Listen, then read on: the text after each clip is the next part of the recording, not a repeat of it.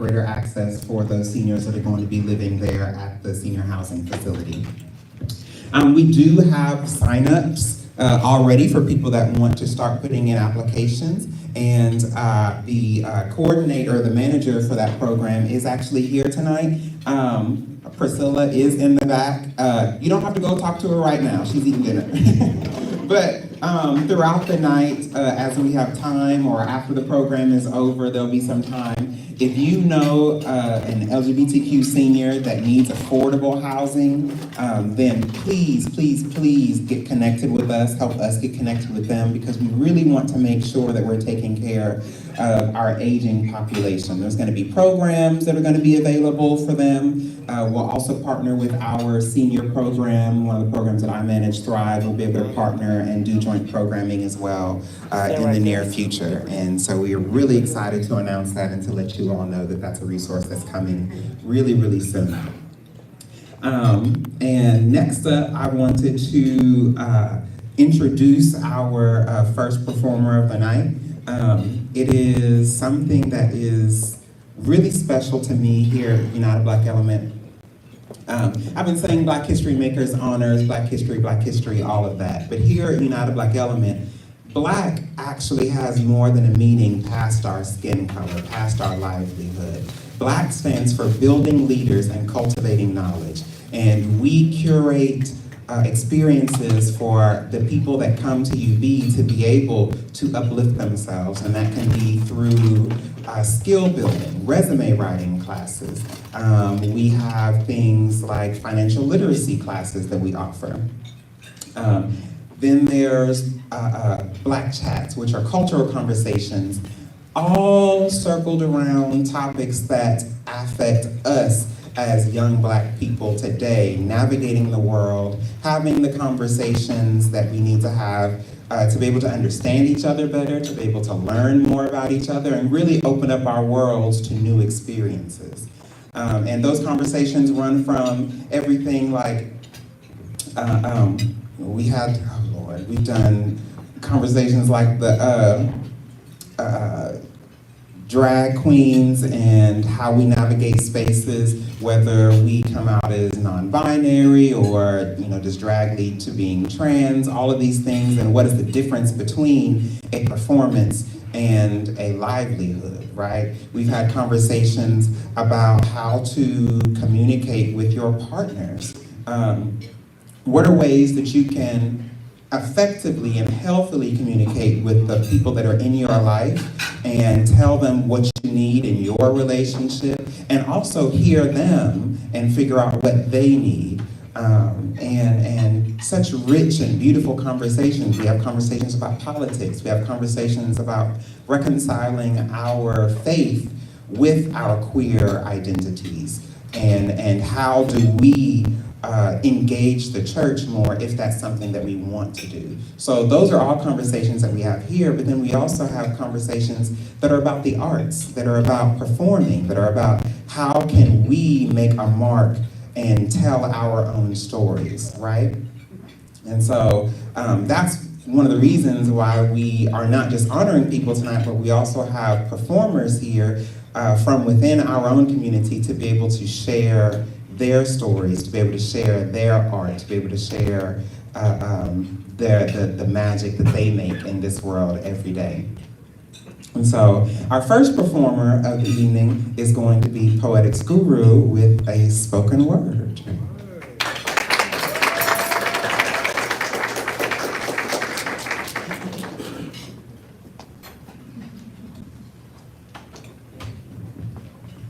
I think I can actually do this without the mic. Do y'all mind if I try that? Because this poem kind of calls for me to be a little loud anyway. Y'all good with that? Yeah. All right.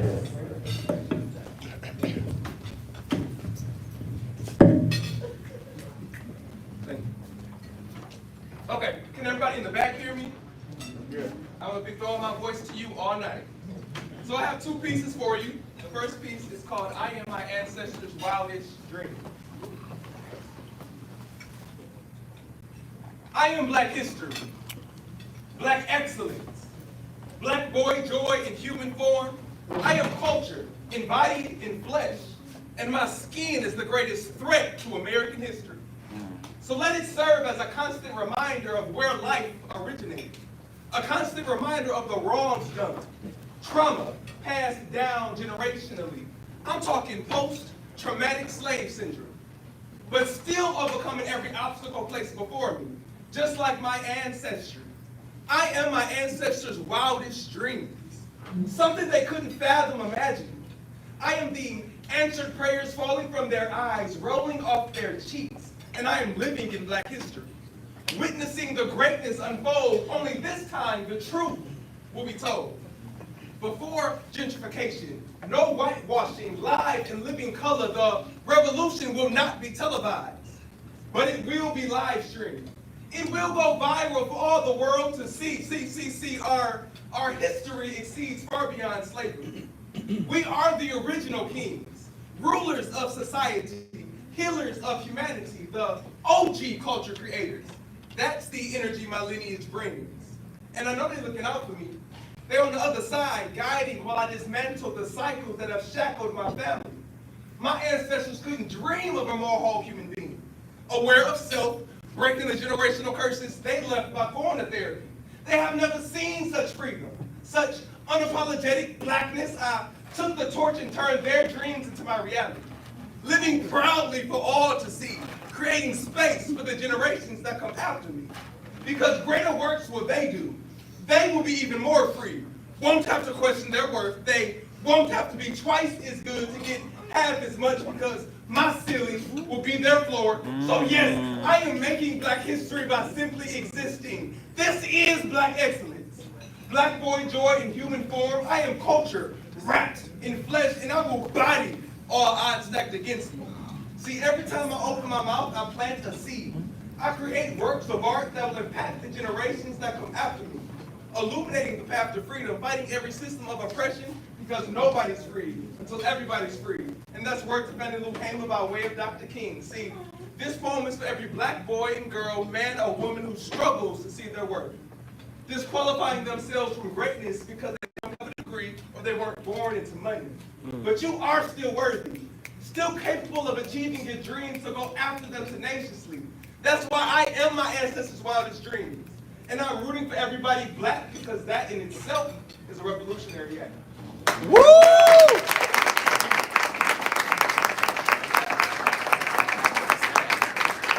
I'm Black. Okay, this next piece is called Purpose Check. Now, tonight is all about legacy, history, things of that nature, so I felt like this piece was in alignment. It's called Purpose Check, and I hope that it checks.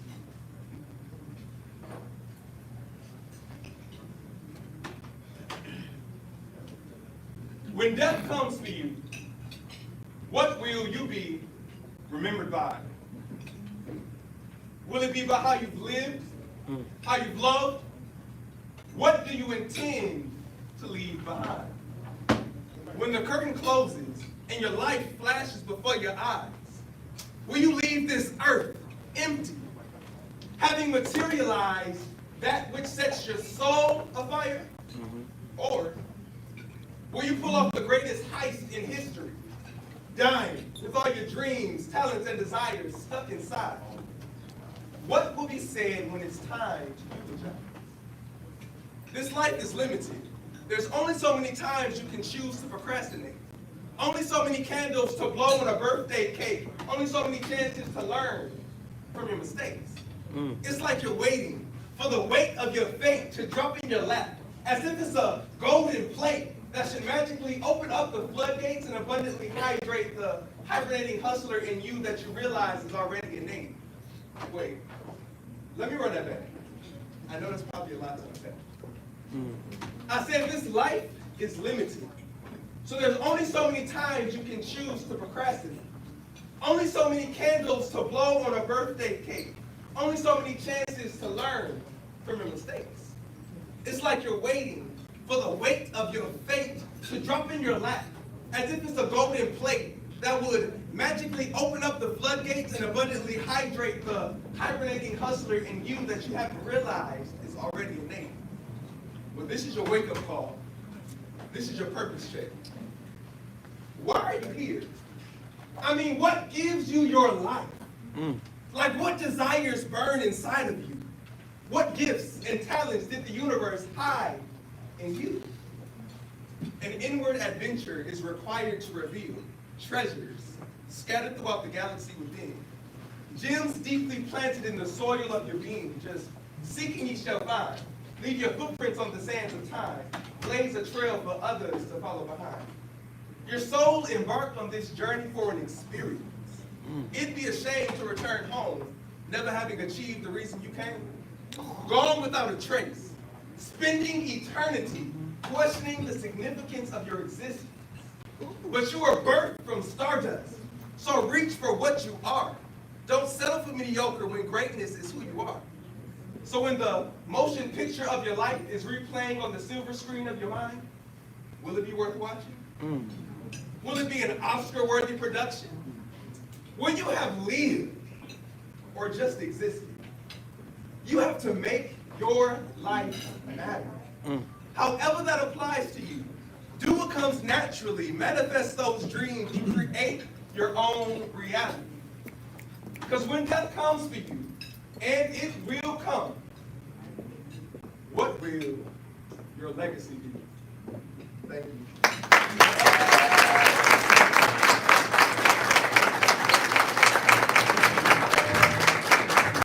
All right. Now you had ate that up for me. He said, life is limited, but legacy is what? Limitless. All right? So, moving on and continuing with the program, I'm going to bring up somebody who was very important to me, and somebody that a lot of folks in the room know, but many people don't know. This man has been doing the work before I even knew the work could be work, because I'm still a young grasshopper myself.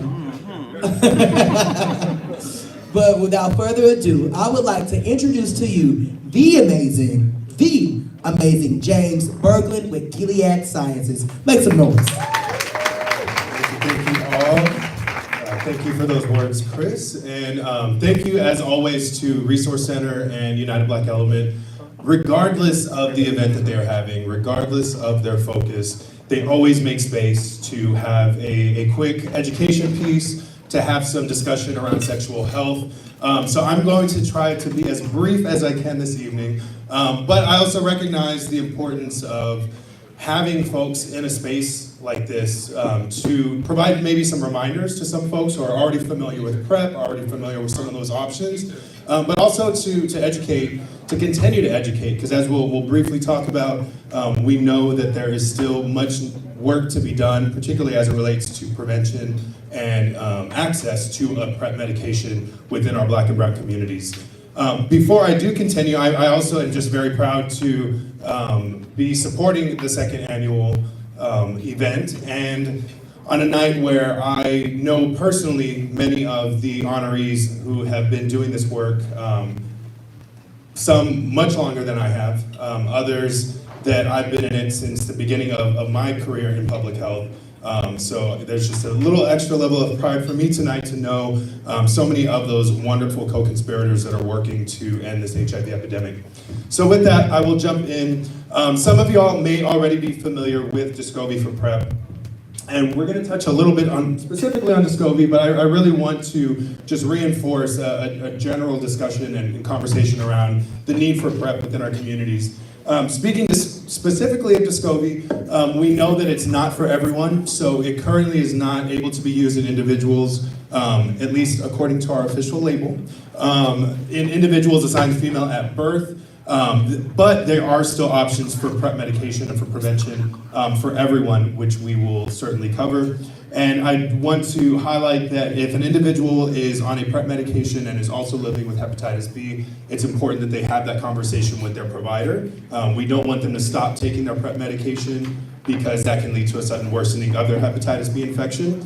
So it just speaks to the importance of having those conversations with our providers. As we kind of click through, you'll briefly see some images up here on the screen of Descovy users who have shared their story and their experience, their journey with PrEP. So I highly encourage you to visit DescovyStories.com and learn from folks like Lamont, who is based in Pittsburgh. So I'm going to go back one slide. Who can just shout out what PrEP is? What does PrEP stand for? Pre-exposure prophylaxis, absolutely. So it is daily medication that we can take to prevent acquiring HIV. And at this point, we know that it is for people who are HIV negative, those who can acquire HIV through sex, and then it is taken as prescribed by your healthcare provider. PrEP is not used in cases of emergencies, like if a condom breaks. In those cases, we want to use post-exposure prophylaxis, or PEP, and that's something that we want to be aware of in our community. It is available. We just want to be aware of it because we do have to start that within 72 hours.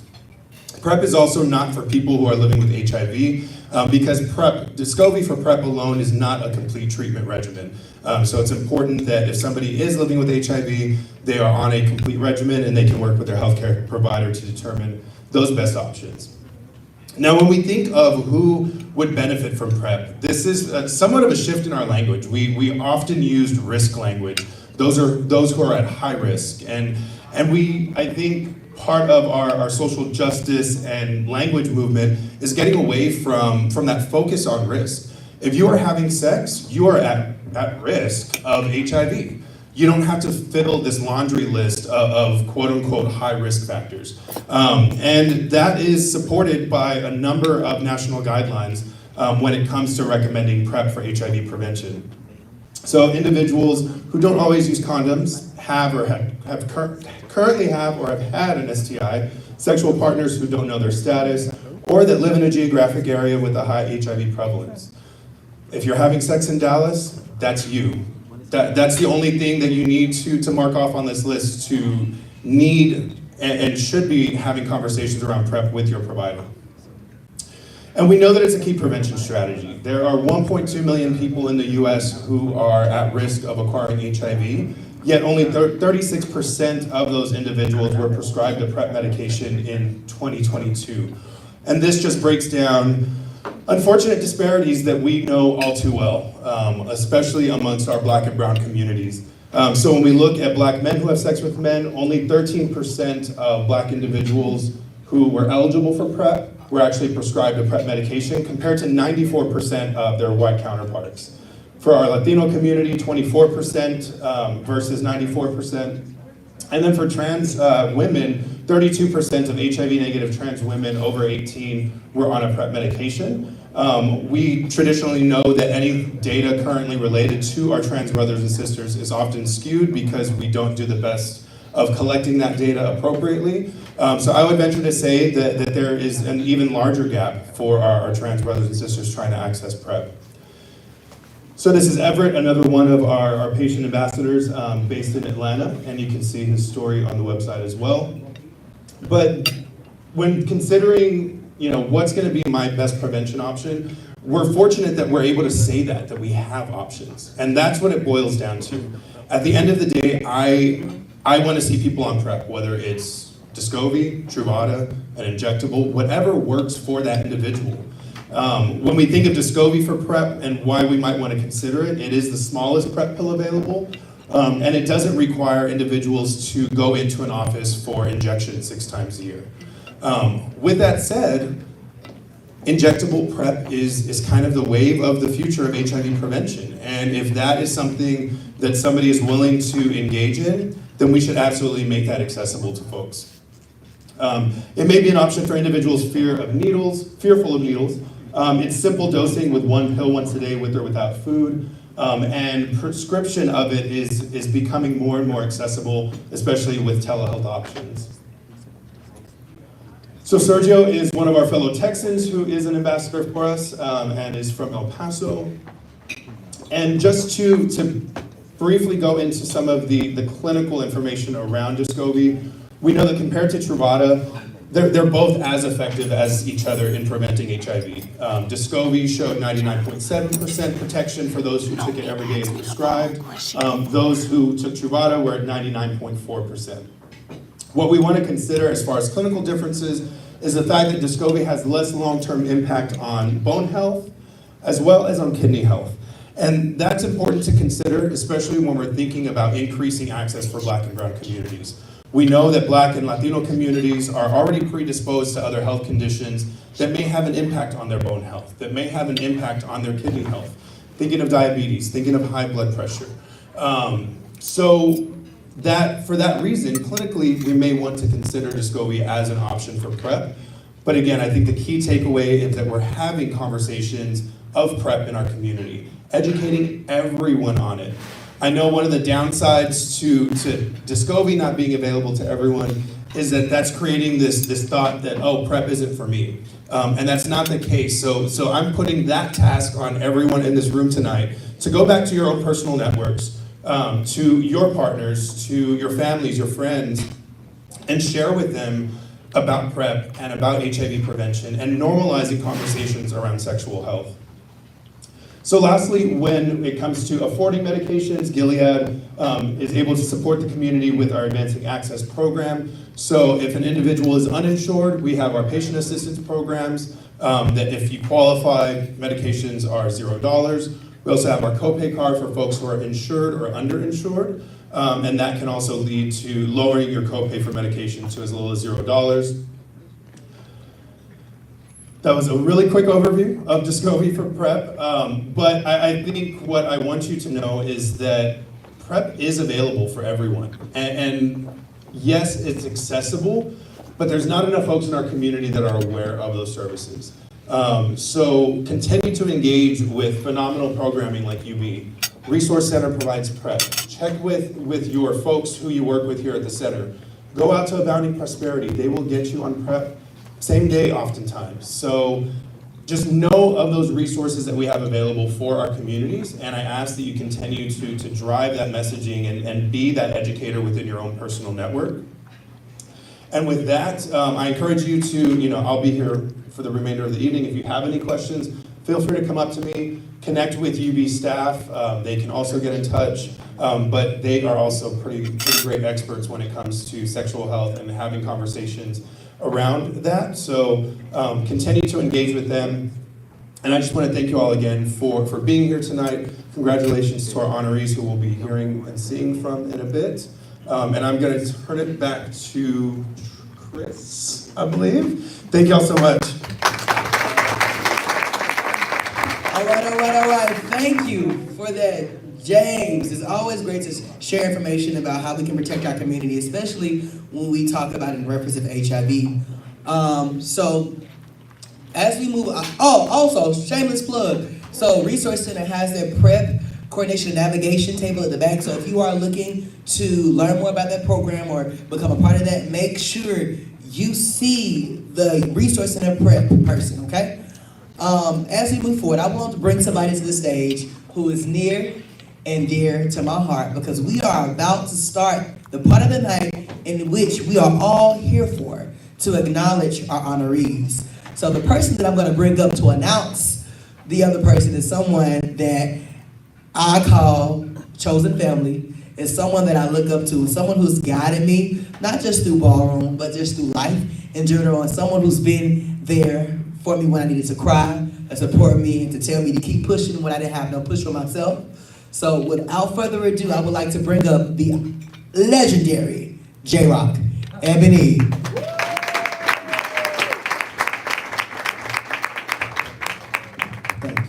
Thank you. How y'all doing tonight? Y'all look good, y'all cute. All right, I'm up here to introduce y'all to one of our honorees tonight. A lot of times we go out to these clubs, we just go out to, release. I don't know about y'all, but sometimes club is church for me, especially when I'm going to a drag show. I love going to drag shows, but at the drag show, you always gotta have that person on the microphone. I would not have ever picked up a microphone had I not seen a host. And it's one person here tonight, through all the funny, through all the wig changes, all the heel changes, the nice dresses and everything, have been in this community for so many years, connecting people to care. I am a witness that when you go to the show, she knows how to get the message across, to go on over the whole clinic, go down to Nelson Thibodeau, and make it comfortable and make the language of being healthy comfortable, all with comedy. I would like to introduce one of our honorees tonight, and I'm so glad y'all chose this person, because a lot of times you think you're doing your work and people are not paying attention, but we are paying attention, and we really thank Miss Wanda. Come on up, Miss Wanda. Don't start nothing, I'm already prepared.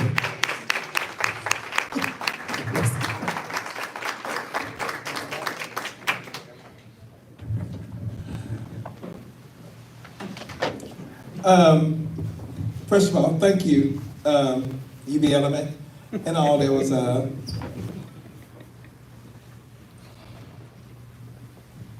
for this honor. You have to excuse me, I came straight from work. I had a nice outfit I wanted to wear to this thing, but I'm a limo driver, and I also work for UT Southwestern, where I transport organs all over the whole state of Texas. And today was one of those days that I had to go in with the heart team out of the city and transport. So I did have time to go home and change. Coming from a little small town in East Texas in 1988, I had no idea what God had for me when I came to Dallas. I've always been funny. I like making people laugh. I really enjoy it. The Wonder Show will turn 29 years old, April the 28th. 29 years old.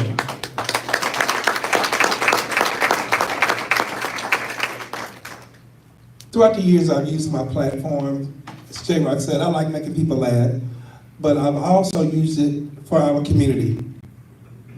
I can't tell you how many people I have helped bury with fundraisers during the AIDS epidemic. Trans women that was murdered. Wanda, can you? Sure. Anything that my platform can do for this community that I love so dearly, I have and will continue to do. The flowers that I have started receiving this year is unbelievable.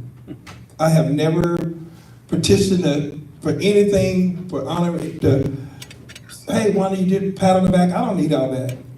I mean, that gentleman that spoke earlier with the poet about existing here, I have preached that to my kids about not just coming to this planet and existing, but do a purpose. Leave your mark here.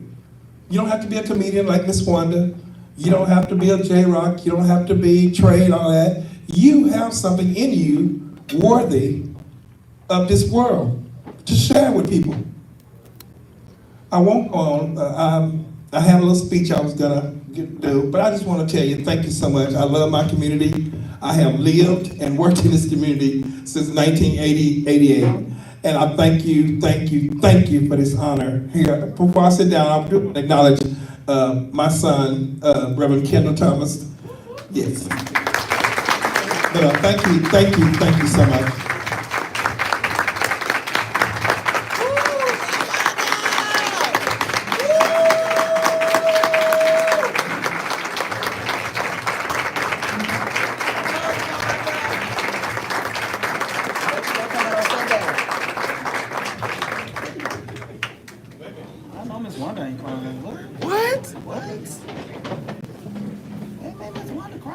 Make sure y'all come see her on Sunday. I'm snitching on Sunday.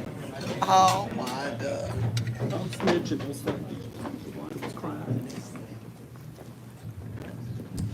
All right, as we move along, I'm gonna call somebody else up here that's going to introduce our next honoree. Letting you know we have a couple of surprises for you tonight. And what's coming up next is going to be one of them. But the person that I'm going to call up is someone that I am very, very, very excited to be able to follow her career. She's someone that I met whenever she was working at Abounding Prosperity, and they had an open house whenever they were opening up the clinic. And my director and I went to welcome them and the new clinic into the community and offer best wishes and everything. And I'd heard her name before, I'd seen her on social media, but I just always kept on missing her. And I can tell you, walking into that space, she was a light. She was so warm, she was so welcoming, and ever since then, I've so very much enjoyed seeing her career grow and thrive and seeing like all the next steps that she makes in her life. She's someone that is a force to be reckoned with. She is a champion of our community. She fights for Black LGBTQ people every day. She fights for women every day. She fights for trans women every day. She's one of those people that is like, how do you have the energy to do this over and over and over again and still have a smile on your face? Still come to a ballroom practice and encourage the next generation and then teach the next generation. And it is something that is an honor for me to be able to call her up here to present our next honoree. And so I would like to welcome Naomi.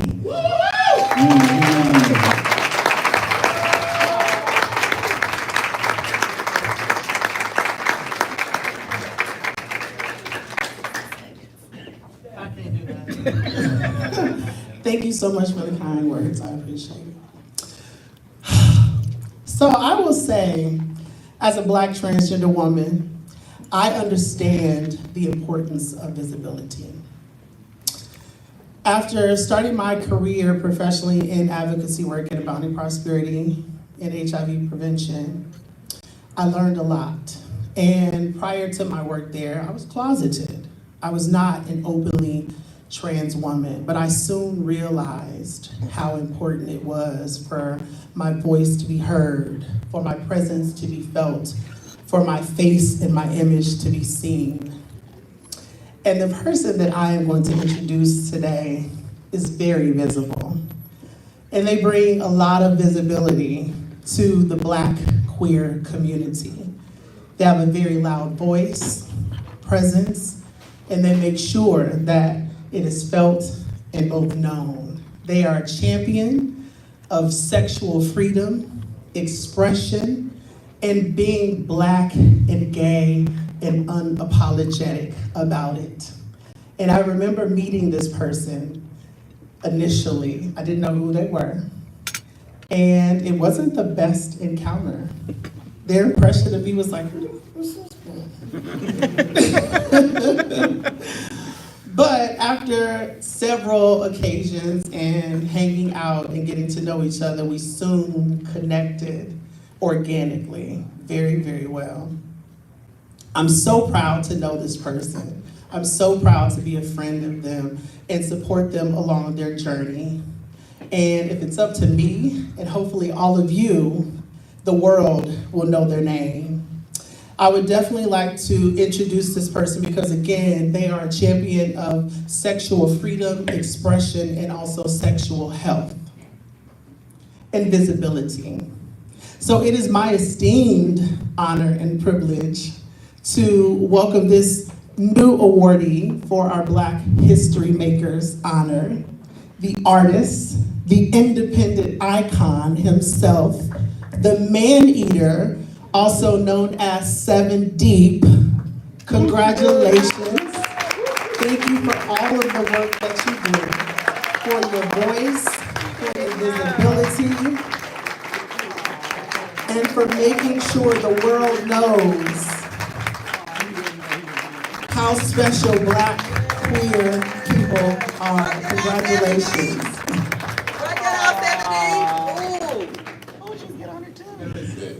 I did not know this was happening. You see I got on my little bomber and everything. Stop playing. AJ, you tricked me? Naomi, you tricked me? Oh, see, I could have wore something better. No, listen. Oh, how y'all doing? How y'all feeling? Y'all feeling okay? Can we get the energy up in here? Yeah. I just be getting award after award, child. All right, so listen. No, for real. Thank you guys for this. I don't even know what to say because I wasn't prepared. I really do appreciate my community from the bottom of my heart. Like, I go so hard. I've been doing this for a very long time before it was trendy. I always say that because y'all have to know. I've been fighting the fight for a very long time. Okay, Dallas is such a big home to me.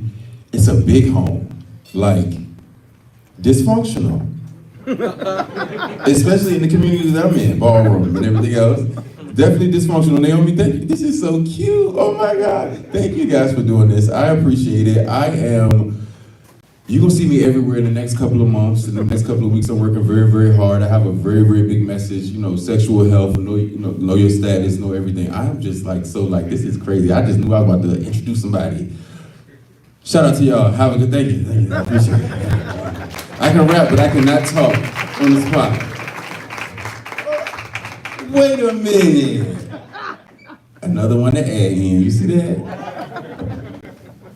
You knew that? A picture? No. No pictures.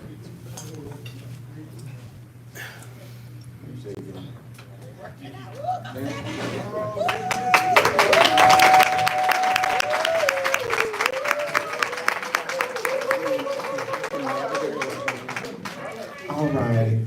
Next up, I want to call someone up. The next honoree and presenter hail from, or visiting us from Houston, Texas. And a lot of you don't know me, but I come from Beaumont. And so I'm a Houston girl. I'm not a Dallas girl. Okay. And it's something really special for us because as I was talking earlier, I mentioned we know that we need collaborators. We know that we need people to work with in this community. That extends outside of Dallas. We know that our community is all over the place. The Ballroom Girls travel often. I mean, a Houston Rumble, they're gonna run down to Houston for a Friday night and come right back up and get to work on Saturday morning, okay? And so we need to know who is in these other places, where are people traveling so that we can connect them to the resources so that if they get stuck, if they decide to move, they have someone there in that new home that can find them all the same resources, that knows the lay of the land, and will be willing to make that connection and do that work all throughout the state of Texas.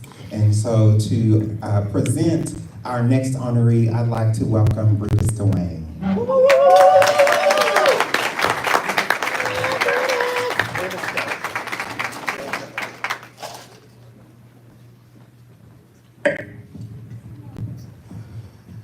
Hello, everyone.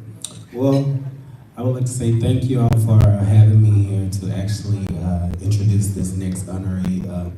I take this as a privilege. So there are a lot of things I can say about this particular person, but I wrote a couple of things down that stuck out to me.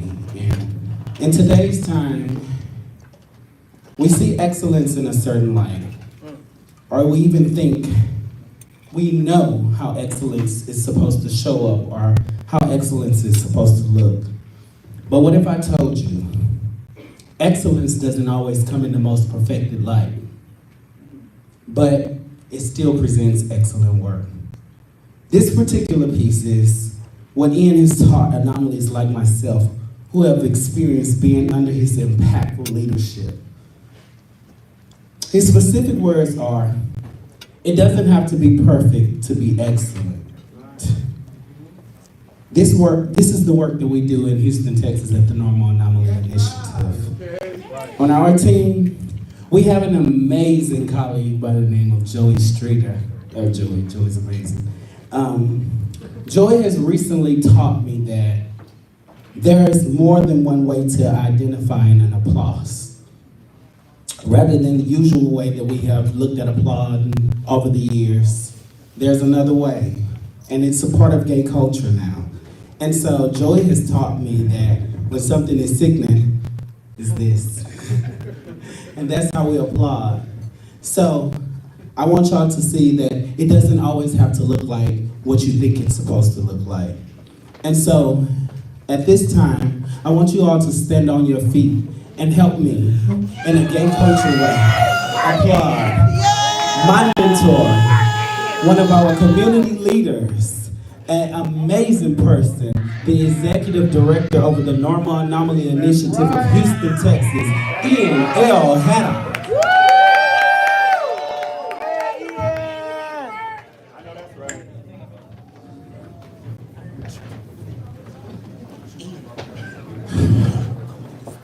Go on the stage.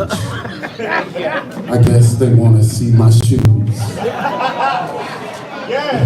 on, Ian! Eat that up! Eat that up, Ian! Eat that up! So, first of all, thank y'all so much for considering. I see the CEO there, here I go. A bitch like me for something like this. I am very grateful. I think about the 20-year-old Ian who could have never considered himself a Black history maker. Because 20-year-old Ian had learned from Peaches how to hustle and prostitute. Think about 22-year-old Ian, who was barely finding his first place to live by himself.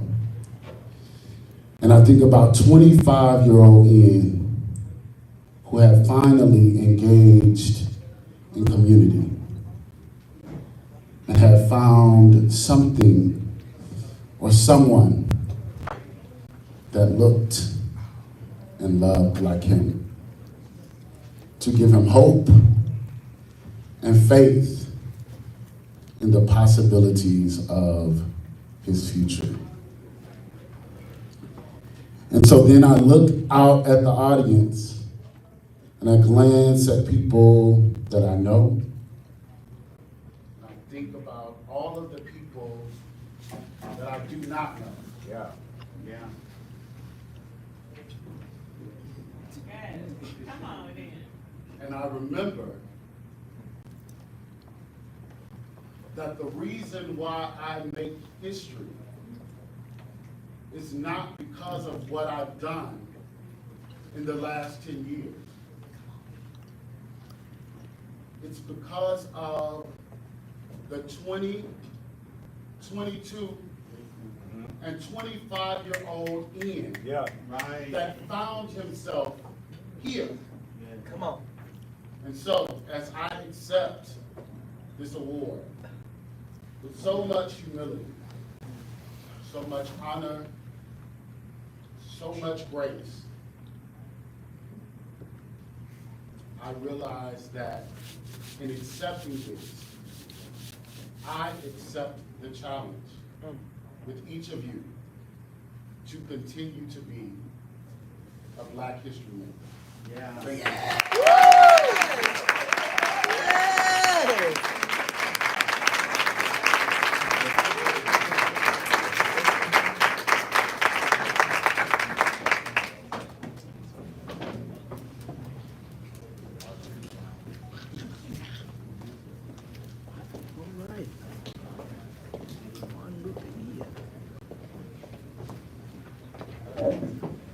And boy, you know how to drop a mic, okay?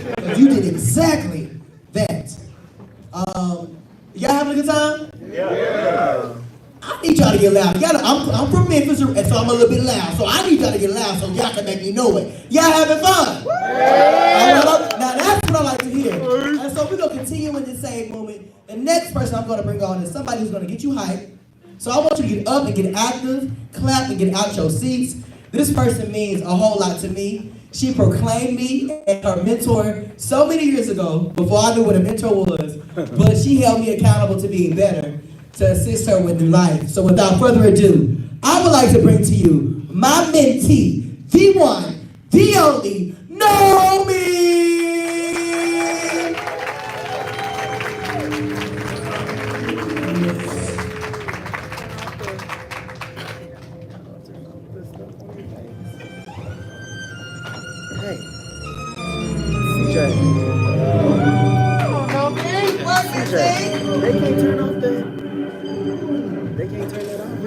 moving. It's on their face.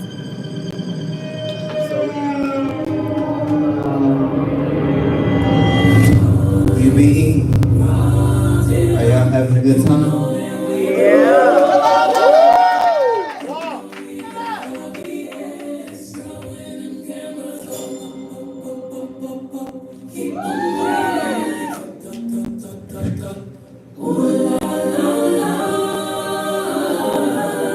Y'all ready to party?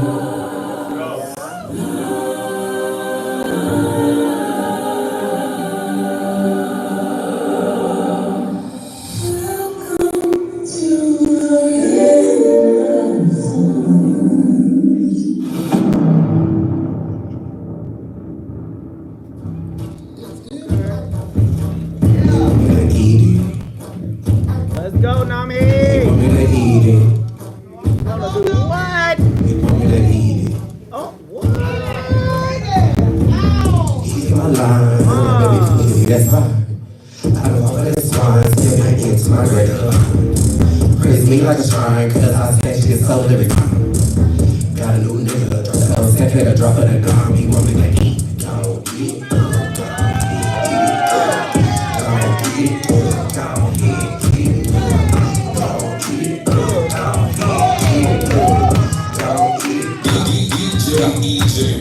That little bitch from the crowd. I pull up and I still fucking show. I said what I said and it goes how it goes. Got a dick on my damn titty. Goddamn. They don't get love for the treatment. Cause these hoes wanna be. I'm in the bed, fucking my legs. But I'm a I never wanna read it. Don't be that pretty.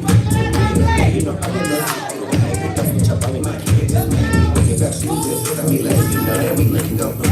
Taste me.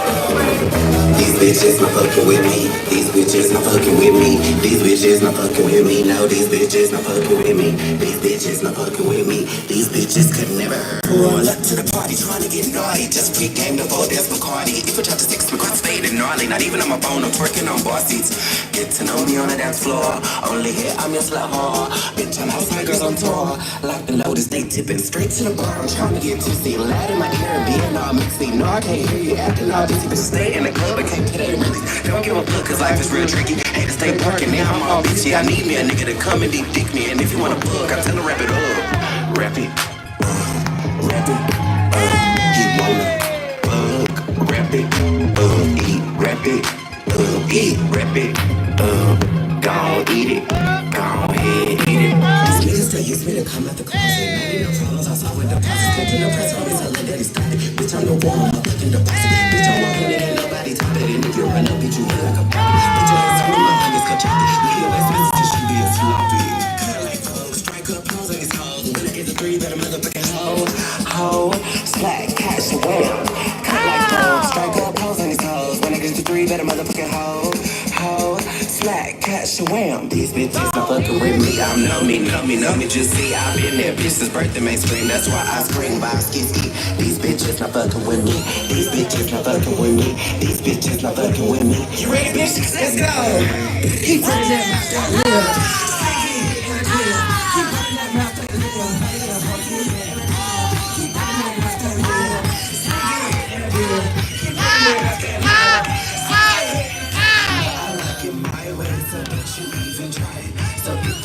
try me, you better stay in the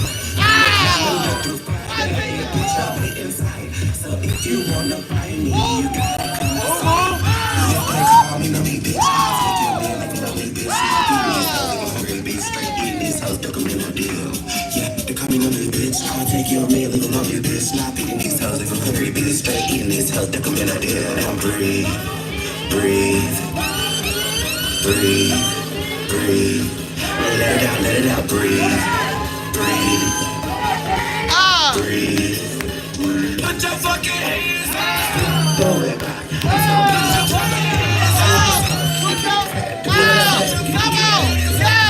Come on,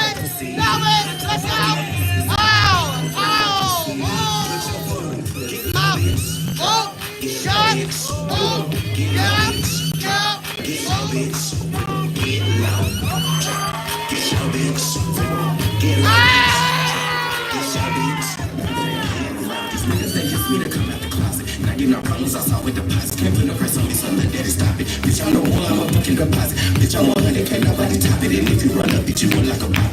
Put your hands on me, my homies come chop it. BOS message since you being sloppy.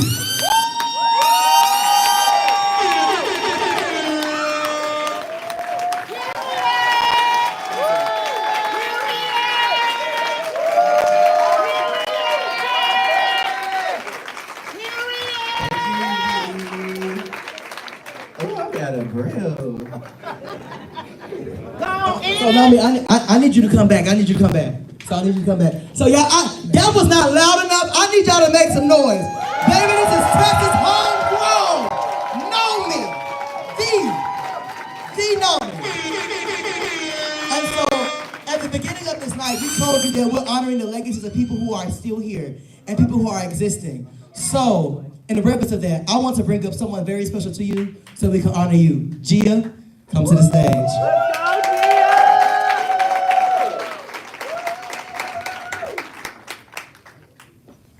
Hey everyone. Okay, so originally I had thought of this long thing I was gonna say, but everybody else got a little bit more. I want to be a little bit more personal. So when I first met this young lady, it was at a UBE event while we were just doing an activity about sexual health. And all I can think of was one word to describe her, which was free. Someone who is absolutely free. No matter what space, no matter what room she's in, no matter if it's gay, straight, polka dot, stripe, she is gonna be who she is. She breaks barriers without saying much, just existing in spaces that not everybody's in. I'm her chosen mother and I'm also her house mother. And so not only do I want to be able to be the best mentor for her, but she has also poured into me by showing me to live more free. So it's an honor to be able to present her an award for everything that she does just by being who she is. That is the best feeling in the world. Congratulations.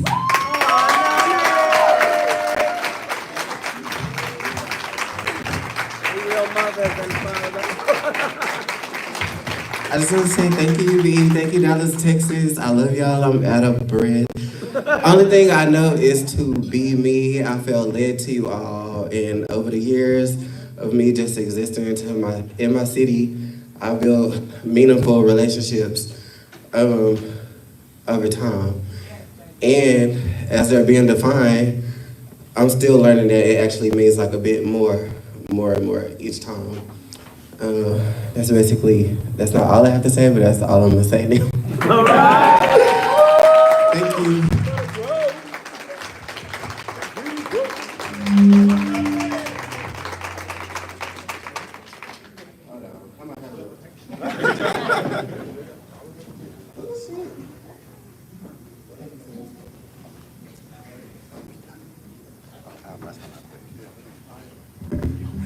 All right, Naomi, gon' eat it up, eat it up. Ooh, gon' eat it up.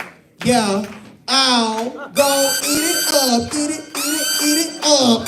Ow, pow, ba-da-da-da. Ooh. All right. Oh my God. So, y'all know, if you know me, you know I'm a fool. But if you don't know, now you know, baby. All right? So we're gonna keep this night going. So the next person that I'm going to bring up to present the next award, the next honoree, is someone who means so much to me. A little backstory about me. I moved to Dallas, Texas 7 years ago, running from a situation that I was dealing with in Memphis, trying to find myself. And in finding myself, I found family and community. And this was the first person that welcomed me and loved me authentically for myself. Through connections with this individual, I've been able to dream, I've been able to believe, and I've also been able to trust folks and find the true definition of family, which was something that I always wanted growing up. This individual is Texas born and is what I like to call sometimes an unsung hero, because she has always been around, but we rarely ever shine the light on her story to give her roses. When it comes to Black trans women, specifically working in sexual and reproductive health in HIV, you cannot talk about the work without acknowledging Pocahontas. Poca is someone who knows what it feels like to go through a struggle, but also knows what it feels like to excel and to overcome. She has created spaces not only for her community, but for communities outside of hers and those she's been connected to. She's a true inspiration to me in my life. I love you. You mean the world to me. And Papa, please grace us the stage with presenting our next honoree.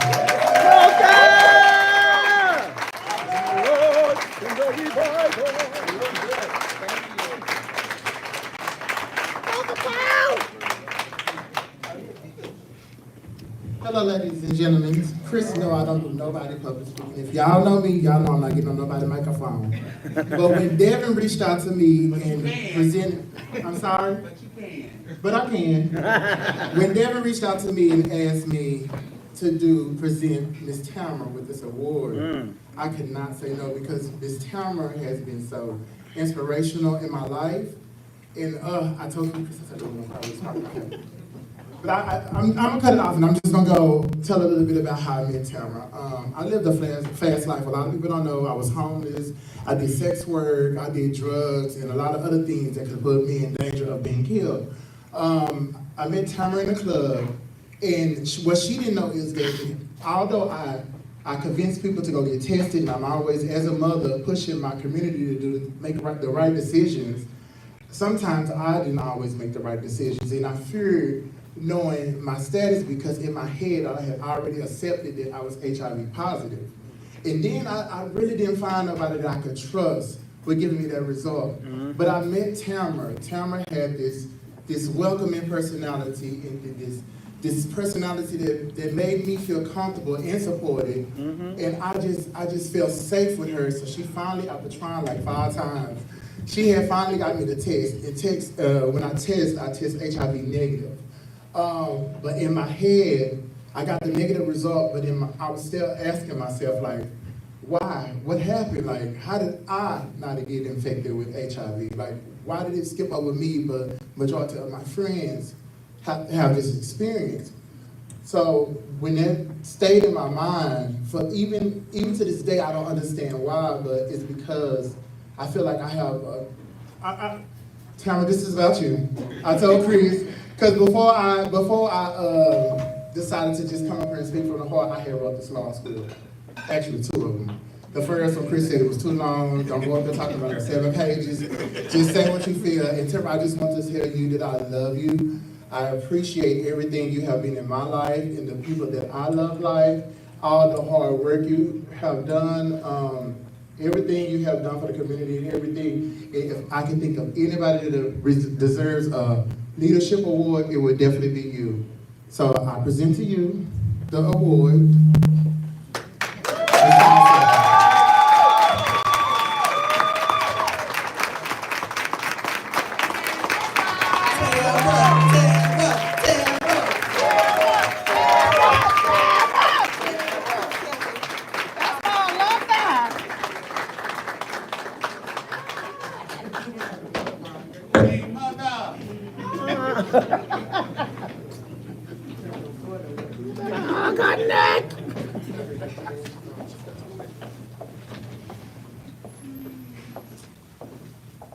I'm gonna keep it short. I want to first say thank you to Resource Center. Thank you to CC. Thank you to UB, Jelinski, and your entire team for this phenomenal event and for this monumentous occasion. I am truly grateful. I need no accolades. I need no thank yous at all. My mission is to lead with love, and my vision is to create a healthier Black community. But I want to acknowledge and thank everyone here for supporting me, for supporting Abounding Prosperity. It has been a long, long journey. And, you know, they often say you don't know my story, and many of you don't know my story. But if I could tell y'all my story. But I know that I've been through a lot of trauma, not just in the last couple of years that you guys know, but my entire life. But I am convinced that I am where God would have me to be. And that all of my traumas, all of my life experiences prepared me to be where I am, to walk in the shoes that I walk in this day. When I lost my son, when my son was murdered, Kurt told me, he said, get up. You're not honoring your son. And as the time passed and I just wanted to lay in the bed and I wanted to die, Kurt said, no, you have a whole community that needs you. You gotta get up. You have other children that need you. I have 4 biological children, and I have one son that I've had since he was in foster care, since he was 14. He's 34 now. And here I have about 100 children. Many of you, I have literally seen you grow up, and I have watched you grow up, and I am aware that for some of the children or now adults in this community, I am the only mother that they have ever had. My children know that I am the only mother that some of you have ever had, and so they have embraced you as their sisters or as their brothers. And so you are all family to me. And I will continue to lead with love, and if you guys are with me, then I'm gonna still continue to be with you. And I love everyone, and I want to thank you again. Thank you so much.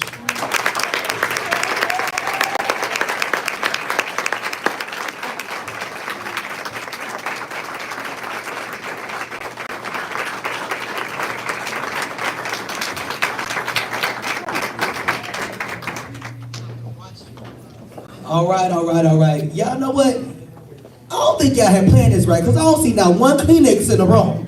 Baby, I'm over there, my eyelashes hanging off my eyelid like this. Baby, I'm like I'm supposed to be on TikTok or something. So we're going to continue to move forward. Next, I'm going to bring on somebody who is amazing to introduce the keynote. This individual, I actually met them when I also first moved to Dallas. He is the thought process and the leader of all that you see in this space. The amazing UB staff and team. Jalinsky Brown, come on.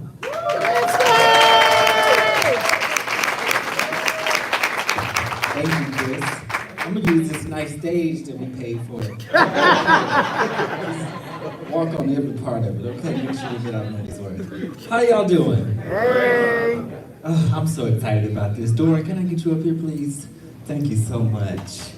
So I had a whole lot of words, but y'all said them all. My heart is so full right now. I am really, really, really grateful in this moment to be here. I'm also really grateful for United Black Element to be celebrating 15 years. Let's give it up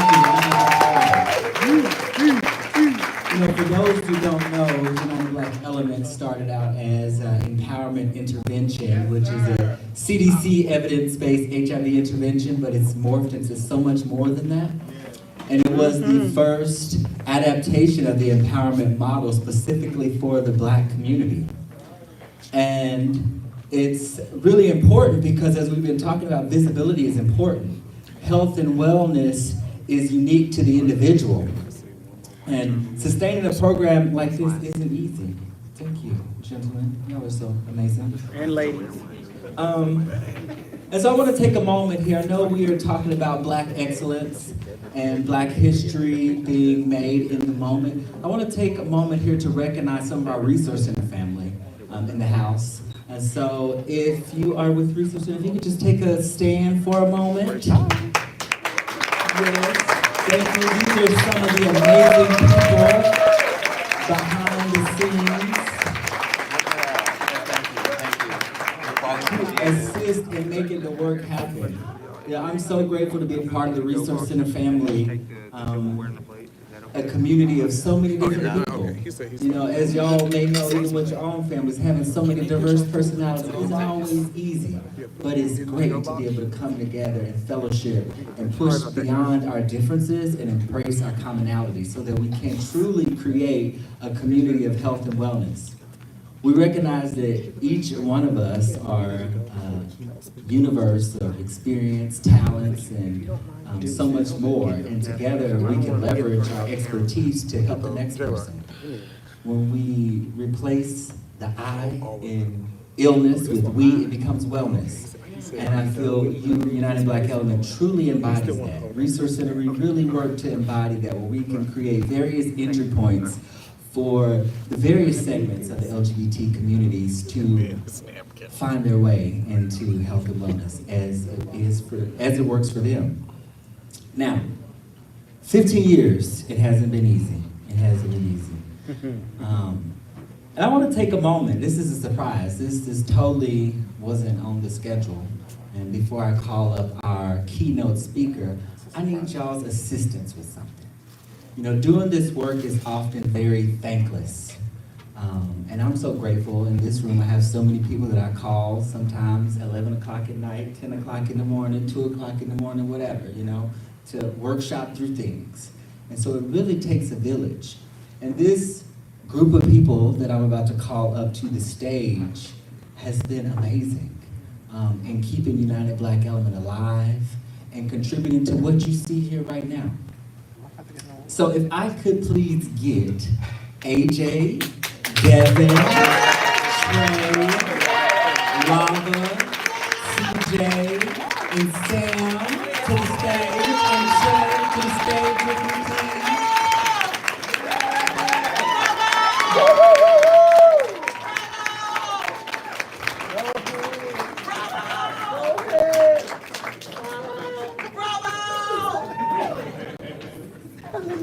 Listen, these people right here are so amazing. I've been able to work with some of them for the past 8 years, some the past 3 years, some the past 2 years. And so I just want to take a moment to really celebrate these individuals. And I really need y'all to stand up. Get up on your feet. Get up on your feet and celebrate these people. Yes. Yes.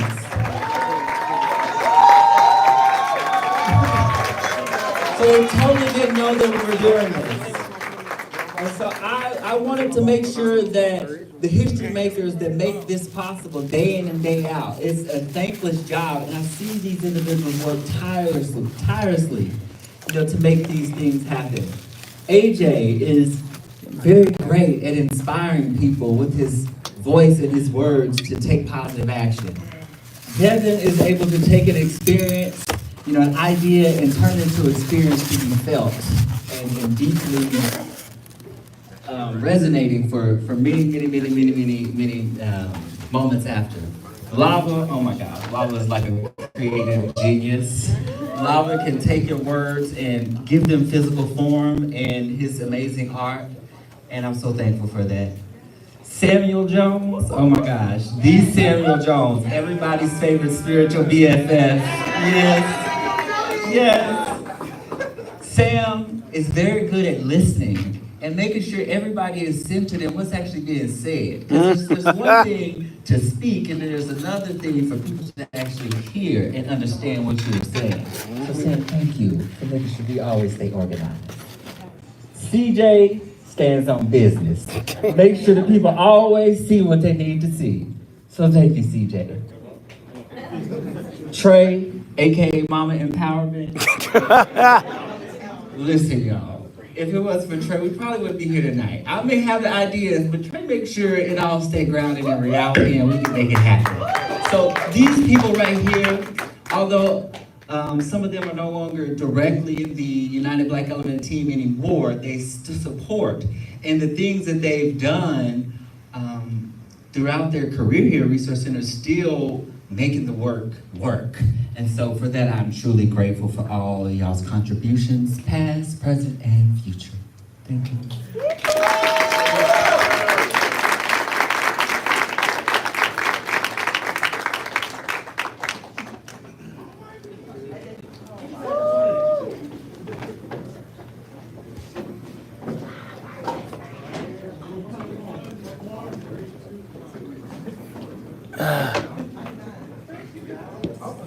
Thank you. If they had not fired me, they laid me off, child. I so appreciate it. So there's just so much history happening here tonight. And again, my heart is so full. Let's give it up another round of applause for them, for themselves. I also want to acknowledge Doran, who is up on the stage with me. Thank you, Doran. Doran is one of the original coordinators for United Black Element. United Black Element and the Empowerment Program. Ooh, hey girl, Ashley, how you doing? Girl, you just snuck in here on us like that. Okay. All that beauty over there. Thank you, girl. Where was I at? Oh, yes. So I am excited to introduce our keynote speaker tonight. It's been amazing seeing United Black Element from its inception into where it is today. And one of the things that I love about United Black Element is not only does the work for the community, it works for us as well. And those of us who are staff members, volunteers, core group members, or any kind of way involved in the program, your life will be deeply impacted. And so I got my start with United Black Element as a volunteer. And one of the first people that I met was Doran and Vinton Jones. Who Vinton Jones, fun fact, was the very first team lead for United Black Element. And many of the processes that Vinton established, we use some of them still today because they were so strong that they gave us such a strong foundation to grow from. And when I say that when we replace the I in illness with we, it becomes wellness, again, United Black Element truly embodies that because we have people that have held this program together across space and time that makes it what it is today. So without further ado, please assist me in welcome the Honorable Texas State Representative Vinton Jones.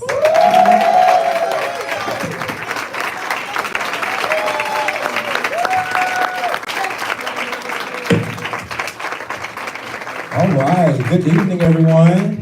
Hey, man. Oh, that's tired. Good evening, everyone. Thank you. Gonna put a timer up. I got about 10 minutes, which I'm probably gonna go over, so just get comfy. Thank you so much. And I promise you, or I'm not gonna promise you that I'm gonna cry because there was a lot of thoughts and feelings came over me, and just how we've honored people. And just how much we have to just be grateful for it. So thank you, Jelinsky, for the introduction. Thank you to the Resource Center, CC, for this amazing program to honor the rich legacy that we not only have in the Black community, but particularly the Black queer community in Dallas. It's an absolute honor to stand before you to be able to come and celebrate back the Black excellence. That is Miss Wanda. The Black excellence, that is Tamara Stephanie. And the Black excellence, that is Ian Haddock. Please join me in giving another round of applause to these amazing honorees this evening.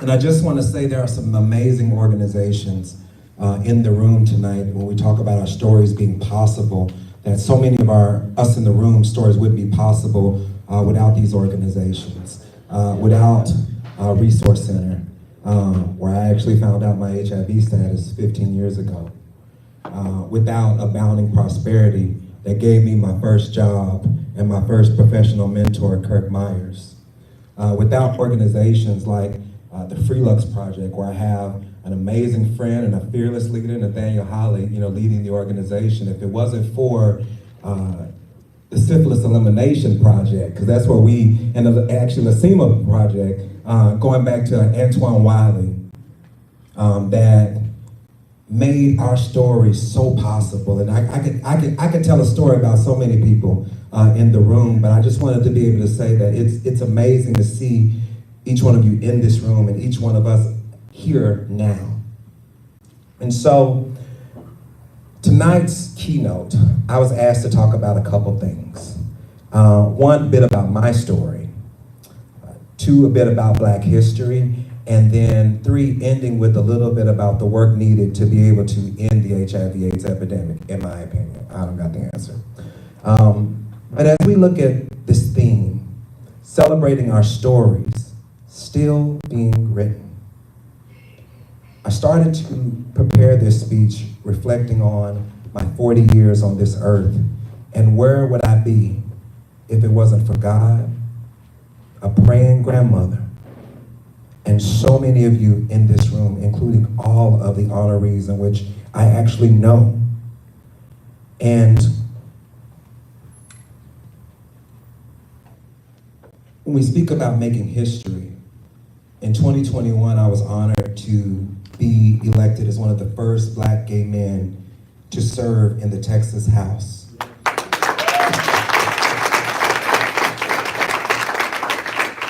And in addition to that, I was one of the first elected Black state legislators openly living with HIV in the United States. And so that, in addition to being a CEO of a nonprofit, Southern Black Policy and Advocacy Network, growing up, a little Black gay boy from Oak Cliff by the zoo, and being a grandson, being a brother, and being a lot of y'all in the room's friend.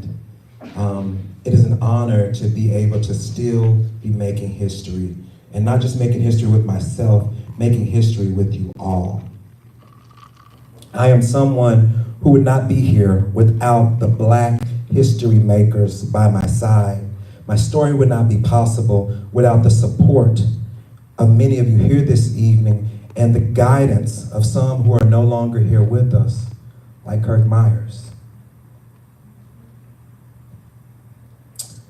And so, I know it's easy to reflect on what you see here before you today, but I'm gonna take this quote. Life for me ain't been no crystal stair.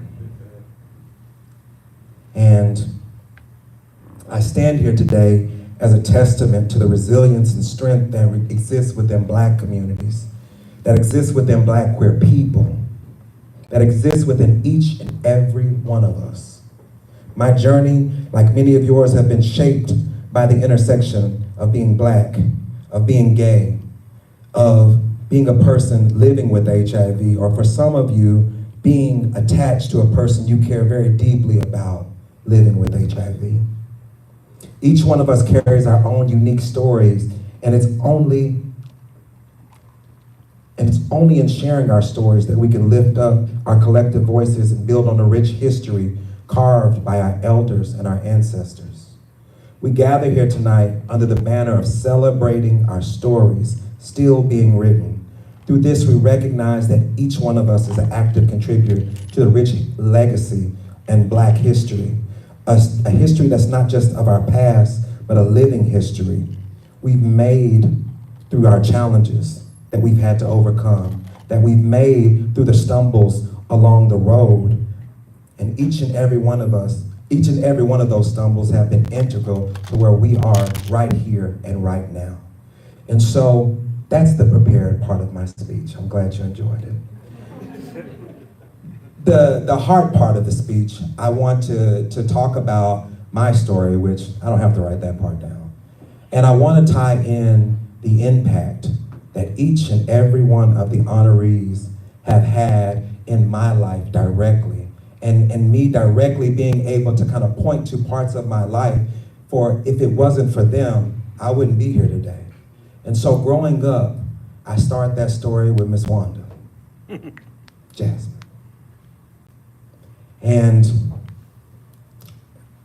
I know Miss Wanda's still the shit, but back in the day, when you went to the strip, right, when you went to the strip, you couldn't help but to hear about the Miss Wanda show. And when we talk about the club being the church, when I was coming up, the club was my church. I was there Tuesday night, I was there Wednesday night, I was there Thursday, I was Saturday, Sunday, and whenever it was open. I don't think Wednesday, there was nothing really going on at that time, but there was always something going on in Dallas. And actually, when you talk about Havana's, the story for me and Miss Wanda actually starts at the Rose Room. And you know, all the entertainers always wanted to go and perform at the Rose Room, where Miss Wanda was the host, and the Wanda Show. And it's easy to say that the things that Miss Wanda did was on stage was the most impactful, but that's not true. It's what this person did off the stage. And when I was growing up, I had to navigate becoming HIV positive and then being thrusted into being the first team lead for United Black Element. All of those things for me were happening at the same time. And what I remember about Miss Wanda is that whenever there was something going on, we had an event, we had a big group, we had a big event, small event, large event that was going on. Miss Wanda was always somebody that had something positive to say. And I think that is so important because when I was growing up, all I wanted was somebody that looked like me and that navigated life like me. And when I said navigated life like me, I mean somebody that was unapologetic and fearless in serving their community. Just like Tamara Stephanie, who have so many kids as a result of their mentorship, their guidance, the wisdom that they imparted so that there's a new generation that could come and that can take up that banner. And for me, and growing up in Dallas, Texas, the little gay boy by the zoo, it was people like Miss Wanda that, again, made my story possible. And I don't think I've ever told you that, but you have always been that person to me. And you and people like Antoine and people like Kirk made it possible for me to be able to live fearlessly and unapologetically, because once upon a time growing up, whether it was the voices in my head, the people around me, or sometimes even the people that loved me, they told me that if I made this decision to come out as being a black gay man, my career was over. That I made the decision to come out as a black gay man, my involvement in my community would change forever. I would have to walk away from my fraternity. I would have to walk away from my church. I would have to walk away from my family. And it was people like Miss Wanda that taught me that that's not true. You can be black and you can be gay at the same damn time and be proud of who you are. And I thank you for that. I thank you, Antoine, for that. I thank all of you for that. And I'm mentioning these two people because of my life. Those are the people that hit hard for me. And I may not have spoken to them every day, but again, when you talk about just every time you come in contact with them, they always had something positive to say. They always poured into me in a way that I'm now responsible for doing with other people. And so moving forward in my career, I want to talk a little bit about the United Black Element and my job with UB. I took that job to save my life. When I was navigating getting my career started, you were told that if you went to college, if you went to high school and graduated, you went to college and graduated, you were supposed to get a good job and everything was supposed to be cool, right? Coming up, that wasn't my story. And that was some of the darkest years of my life, trying to get my life going, trying to find the right job, trying to find purpose. And I thought that purpose for me after college was going to the military. I was actually all signed up. I was gonna be, I was supposed to leave summer of 2007, and that's when I found out that I was HIV positive, and I was unable to go, due to the laws that prevent people from living with HIV from serving in the military if they are HIV positive upon enlistment. And so I had people in my corner like Kirk Myers, who's like, no, that's not what's about to happen. You're about to change that focus. And so that war that I was going to go fight somewhere in the military became a war I started fighting in Dallas County to help and work to end the HIV/AIDS epidemic. And so one of my first roles was being on the Texas Community Planning Group for free. And I worked almost 2 years before I really got my footing in the field, because I was told that if I was gonna be that vocal black gay man that these people were grooming me to be, it was gonna be a lonely road. And so for a lot of that time, I couldn't even get a job in Dallas. I just had to volunteer, I just had to be around, and I had to keep showing up and keep showing up. And I did that until I got this job with United Black Element. And so navigating a new HIV diagnosis, I had to help lead a project of helping young Black, gay, and bisexual men ages 18 to 29 to navigate some of those same stories. And where I got that strength to even be able to disclose on my own was being able to listen to the stories of young Black, gay men, sometimes every week disclose their HIV status in that space. And that was tough. And what made it so possible was being able to have a team that was amazing, and we fought like a mother. Doran's in the room. Hey, Doran. But we made it through, and there was no roadmap. There was no instruction book. We just had to do the best that we could, dealing with our own shit at the same time too. So you had to learn to. And this is probably where I started to learn how to do it, build a plane and fly it at the same time. And that's what we did. And I'm so proud to be able to see where we are now. And that work at United Black Element led to me moving to Washington, D.C., to be able to work in somewhere that was very, very, very important to me. I learned through that work that we know how to do HIV services really, really well. But when it comes into the policy spaces, the advocacy spaces, and other spaces that we need to be in, everybody in this room needs to be in, the spaces where we vote, the spaces where we engage, the spaces where we run, we need to be in those rooms. And so I treated that desire just like learning a foreign language. And I went to Washington, D.C. to be able to learn that, always with the desire to come back and to pour that work into my hometown of Dallas, Texas. And it was during my time in Washington, D.C., I met Tamara. And Tamara was always the yin to Kirk's yang. And when Kirk was getting out of line, I'd be like, Tamara, please go talk to him because he has lost his mind. Yep. And she was always the Kirk whisperer. Okay. And she was like, baby, I got it. I got it. Thank you for letting me know. And it was handled. And throughout the years, I got to know Tamara, just being in the field, always being a listening ear and a supportive voice. And give it up for Tamara.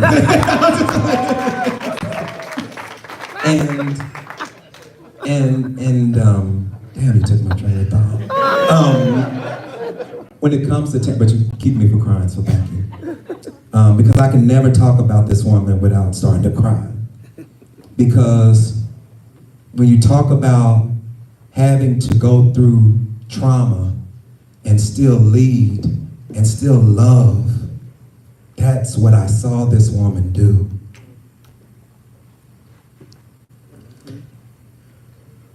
And I just want to say thank you, Tamara. You have saved my life so many times. Thank you. And so, doing this work and moving back to Texas, and before I move back to Texas, I'm doing a little timeline. I want to talk about Ian. Ian, for me, represents the future. I met Ian when I was living in Washington, D.C., but he was going through a program called the Crib Fellowship, Creating Responsible, Intelligent Black Brothers. And when people first saw Ian, everybody came and told me about Ian because everybody would say, oh yeah, that's that dude from Texas. He a little rough around the edges and talk too much, like you. And I'm like, well, that's cute. I need to get to know him. And what I've always appreciated about Ian is that he always did things and always does things his way. And sometimes you have to not be afraid of breaking the mold that society puts us in. Breaking the mold that sometimes our community puts us in. And sometimes even that same mold and that same jail cell that mental jail cell that we put ourselves in. And so Ian represents the future of this work, being an entrepreneur, being able to lead an organization while also leading a people is not work for the faint at heart. And so you have some amazing honorees this evening who continues to be able to raise the bar. And what I will say really briefly about ending the HIV/AIDS epidemic, there is still a lot of work to do. We have made strides to end this epidemic, but we are still almost nowhere near ending this epidemic, especially for people who look like us in this room. And so if we are serious about ending the HIV/AIDS epidemic, we have to be in tune with a couple of things. It's not just, we can't just show up at the meetings anymore. We have to be running the meetings. We can't be just meeting with our elected officials anymore. We have to be those elected officials. We can't just expect someone else to be able to save our community. We have to save ourselves. And when we get into that mindset, that's when we will get on a road to ending the HIV/AIDS epidemic. And so I will say, as a close this evening, I hope that you join this very important work that we are doing, and not just providing HIV services as a route to end the HIV/AIDS epidemic, but get involved in your community, in this community. Bring your family, your children, your house to the polls to vote. Bring them to engage in this electoral process, because we always pay attention to these high offices, the presidency, and the millions and millions of votes it takes to win the presidency, but we don't sometimes understand the 10 or so votes or a small number of votes that it takes to win the rest of those elections. The precinct chair, the election judge, the state representative. And sometimes we have to get over our fear of what if they don't? Because I am. Because that's a fear that I had when I ran for office. I felt that because I was openly black, gay, and living with HIV, my community would never accept me. And it is because my community accepts me is the reason that I'm here. So it's about changing that mindset to really know what is possible. And it's because of the change makers in this room that makes my story possible, that makes the people in this room story possible, and that makes our futures possible. Thank y'all so much.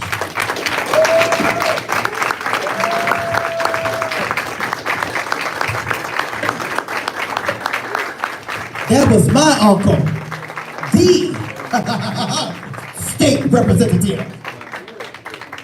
All right, so we are getting ready to come near to the end of tonight's programming, but I'll be remiss if I didn't say to talk about the importance of storytelling. Tonight, each and every person who had a story to share about an honoree and the stories of the honorees themselves told stories that gave me empowerment to continue to exist, to continue to fight. And also through these stories, I learned that we are all connected in more than many ways. And so in the spirit and art of connection and storytelling, I want to empower you to continue to fight. Continue to fight for marginalized communities.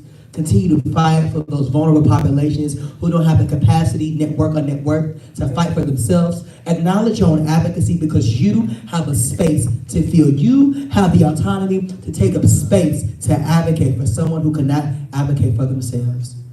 Everyone is not going to be the person to sit in front of our audience and tell their story. Yes. Some people are going to donate. Some people are going to take someone in to get tested. Some people are going to answer the phone, and others are going to push paperwork. But whatever your skill set is, just know that you have the power to use it for the greater good. And in the art of telling stories, I'm going to bring the amazing Valencia St. James Monroe to the stage to tell us a story through the art of drag. Valencia, you're on the show. You love me. I don't need you to love. I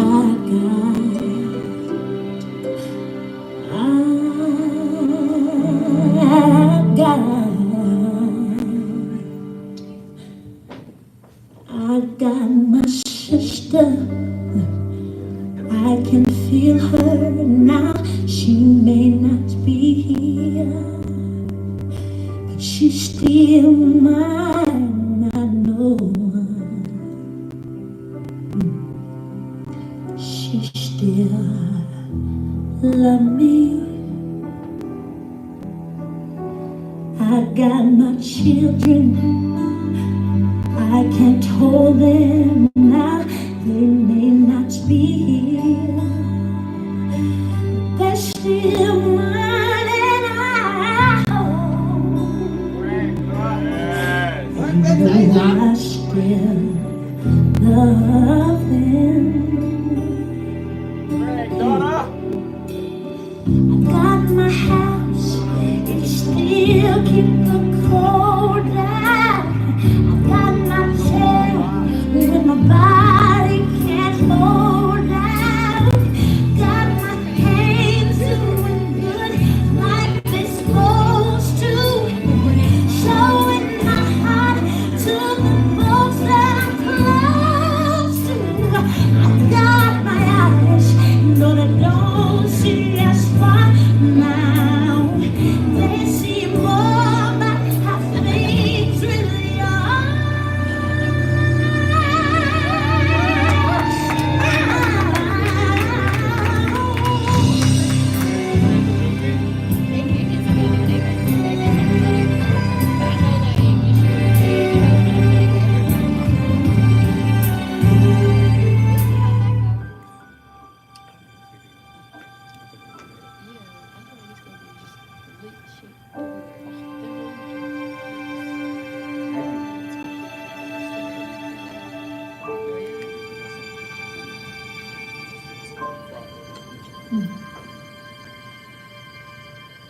I'm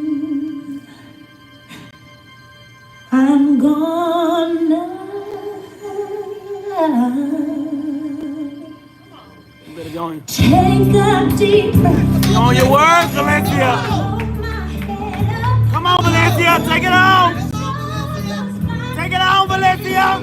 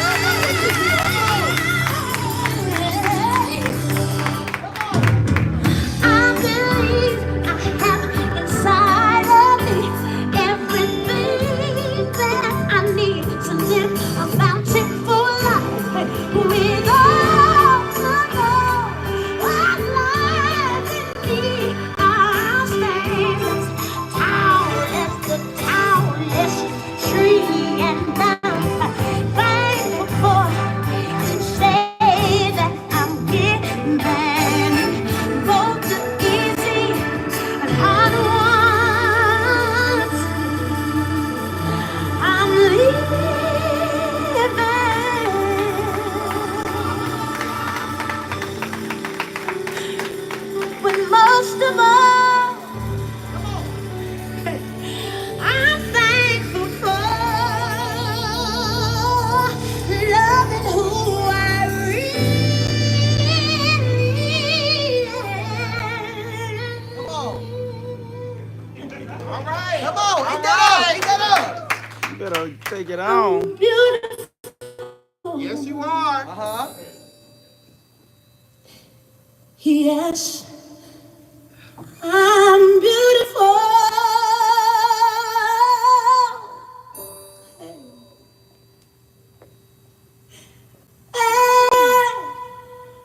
I'm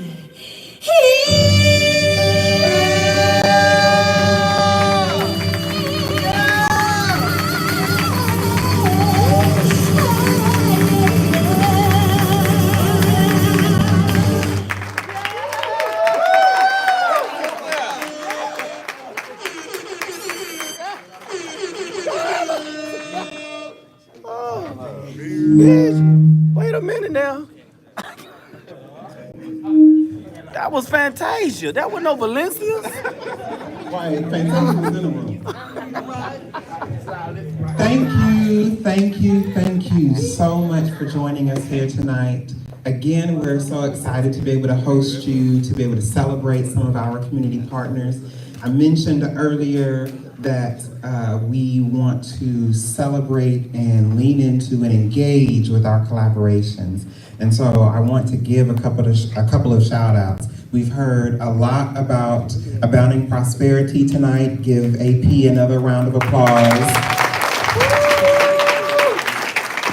It is another staple in our community that is about to celebrate 20 years next year. Yes. Yes, that's a wonderful, wonderful thing to be able to have a Black-led organization doing this work for that long, right? I want to give a shout out to the Normal Anomaly. We've heard plenty from Ian and his team. They came all the way from Houston, and it's a team, okay? That's a table. That's people doing the work, right? And so we want to celebrate them. Thank you for coming. I want to give a shout out to Antoine, Mr. Community Wiley. Yes. Oh my God, Daddy. Yes. Somebody else that has been a leader here in Dallas for years and has his pulse has his finger on the pulse of what's going on in the community. And a shout out to AIDS Walk South Dallas that is celebrating 14 years. Yes, that is going to be next month on the 23rd. If you have not signed up to walk or vend, you can still do that. I sent my little email earlier this week and I was like, no, I forgot to do that. Let me just get that out of the way.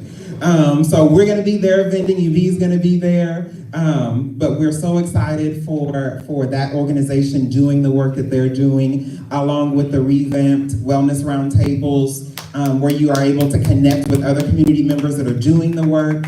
And then also we have Nathaniel Holly here tonight with Freelux Project. Yes. Next weekend, Nathaniel's going to be having the champagne brunch honoring some of the women in this work, doing this work in and out every day, leading us, contributing to us and for us in celebration of Women and Girls National HIV/AIDS Awareness Day. And so, again, there's a plethora of work that is being done, and we can't do it all. So again, we lean into each other. We take a rest whenever we can, and then we get back up and we do the work, right?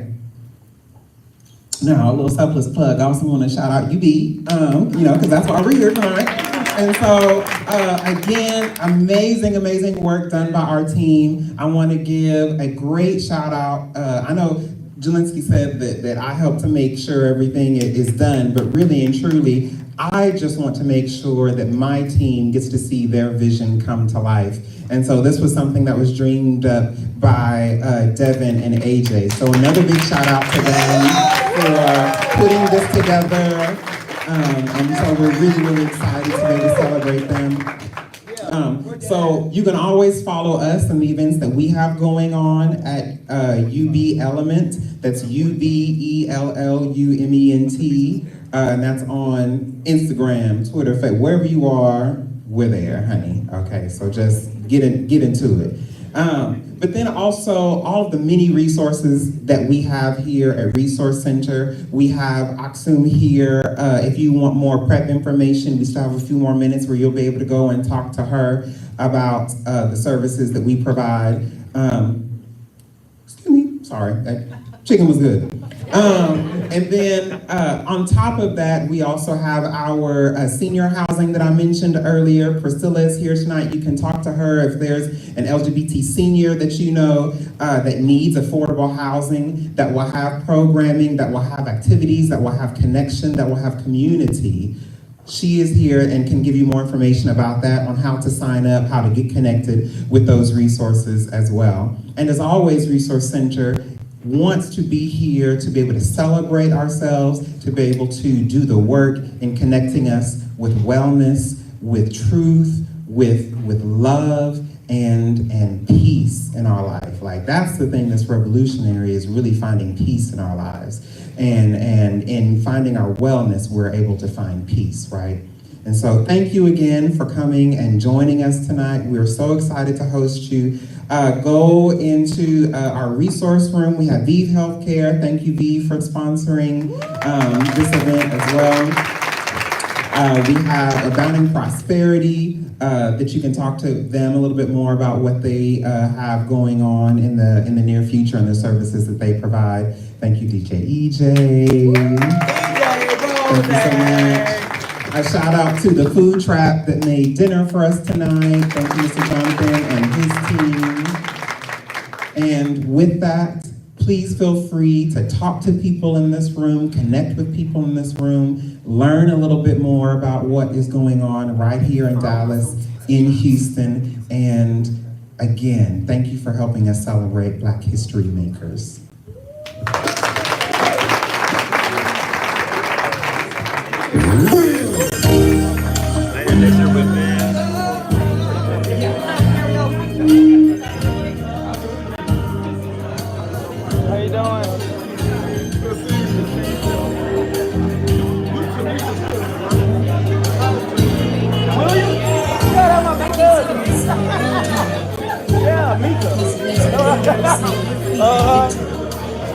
But I decided I didn't want to see it by myself anymore.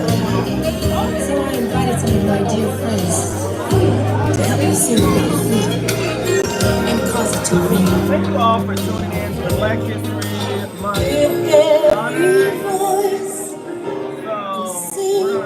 ahead and shout out to everybody about prosperity. Black Normal Unknown. Everyone down in Houston, I told y'all, Houston, they got something coming for y'all. See y'all later. Football was never stopped. It's more than just football. It's about all black, queer, and black resources using those as a